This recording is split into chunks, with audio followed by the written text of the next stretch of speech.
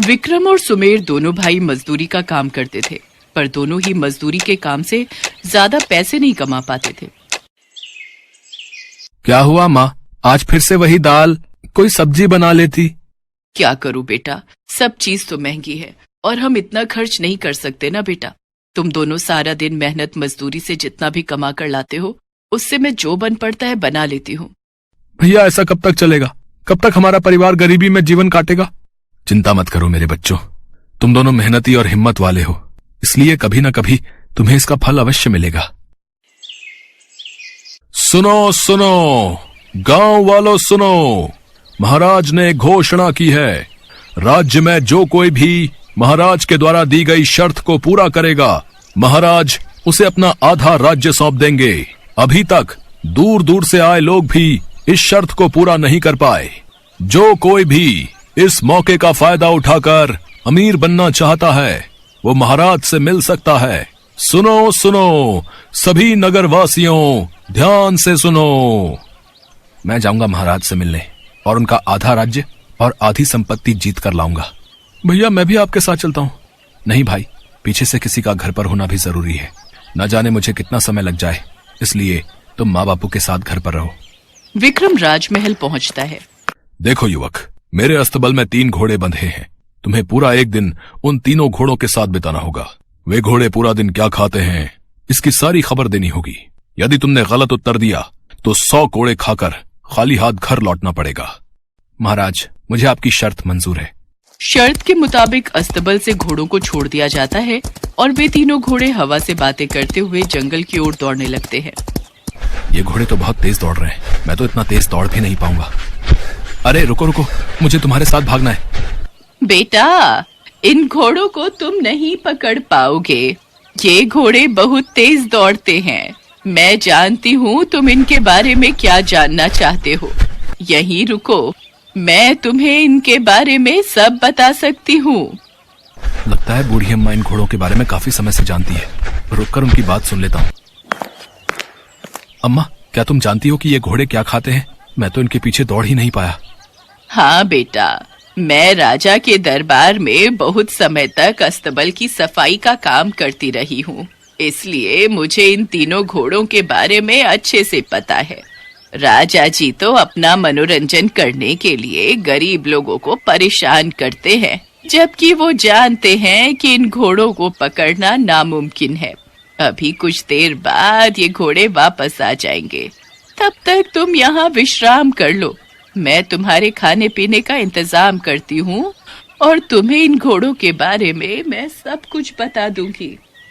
विक्रम उस बूढ़ी औरत की झोपड़ी में आराम कर लेता है और वापसी में जब घोड़े जा रहे थे तो वो उनके पीछे पीछे महल लौट आता है। हाँ तो बताओ, मेरे घोड़े क्या खाते हैं? आपके घोड़े घास फूस खाते हैं। झूठ, सरासर झूठ। इस युवक को ले जाओ और 100 कोड़े लगाकर राजमहल से निकाल दो।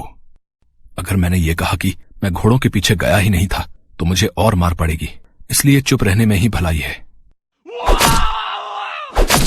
विक्रम कोड़े खाकर निराशा के साथ घर लौट आता है। सारी बात सुमेर को पता चलती है। भैया आप चिंता मत करो, इस बार मैं राजमहल जाऊंगा और महाराज की शर्त पूरी करके ही वापस लौटूंगा। सुमेर महल पहुंचता है। ठीक है, पर याद रहे, अगर तुमने शर्त पूरी नहीं की तो तुम्हें भी 100 कोड़े खाकर वापस लौटना होगा। मुझे आपकी शर्त मंजूर है महाराज।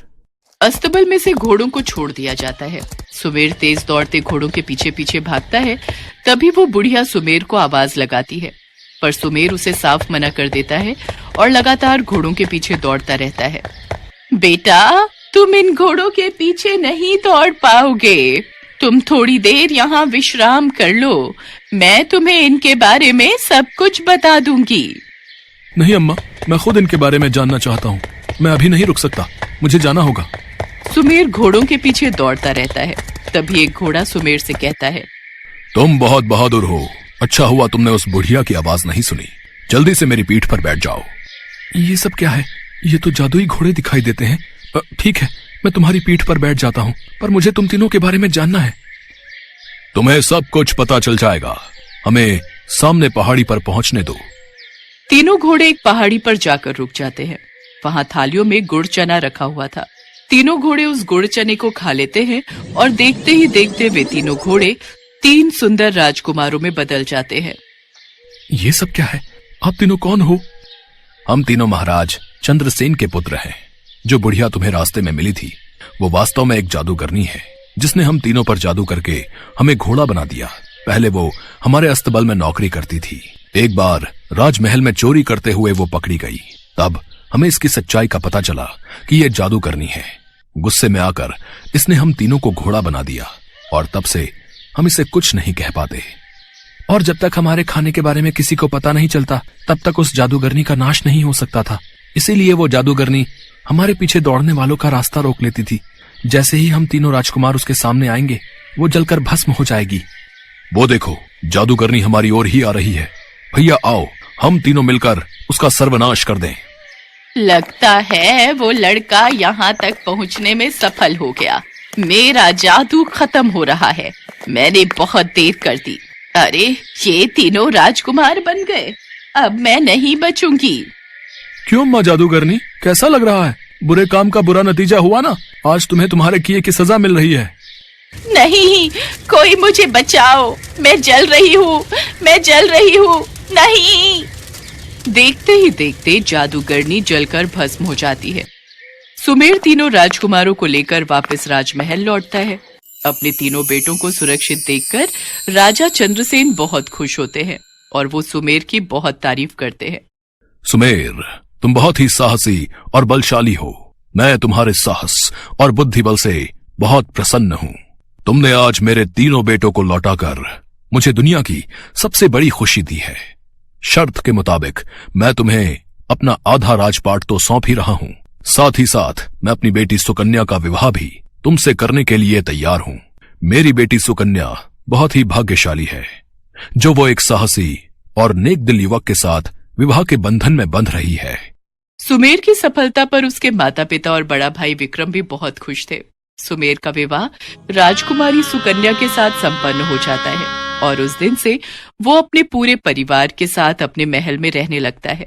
कुछ समय पश्चात विक्रम का विवाह भी एक अच्छे राजघराने में हो जाता है। अपनी दोनों बहुएं पाकर आज विक्रम और सुमेर के माता पिता बहुत खुश थे।